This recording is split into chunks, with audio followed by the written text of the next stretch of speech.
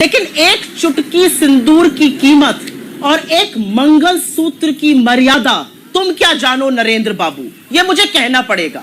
आप मंगलसूत्र की बात करते हैं, उस मंगलसूत्र की जो दाम्पत्य के सूत्र का सबसे पवित्र प्रतीक है।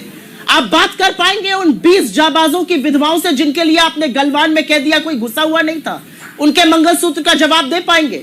700 किसानों की विधवाओं के मंगलसूत्र की बात का जवाब दे पाएंगे? मणिपुर की मंगलसूत्र की विधवाओं का जवाब दे पाएंगे?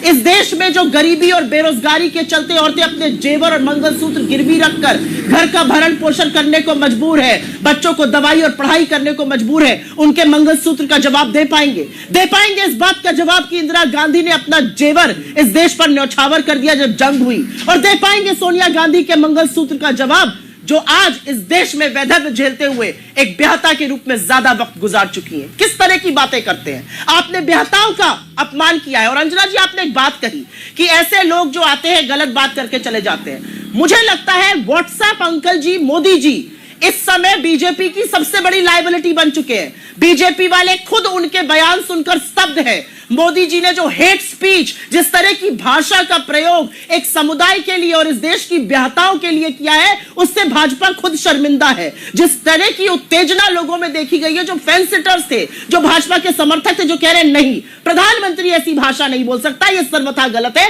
मोदी जी खुद लायबिलिटी बन गए हैं। मैं सिर्फ एक बात यहां पर कहना चाहती हूं और यह बात कहनी जरूरी है। क्या इस देश के 22 लोगों के पास उतना पैसा हो सकता है जितना 70 करोड़ के पास हो? क्या इस देश की 1% आबादी के पास उतनी संपत्ति हो सकती है जितनी 40% के पास हो? क्या इस देश का एक व्यक्ति 1600 करोड़ रुपए दिन के कमाए और किसान इस देश का 27 रुपए कमाए? क्या इस देश में 5 kilo free ration free ration free ration की बात की जाए, अब जब रोजगार की बात हो तो मुंह फेर लिया जाए?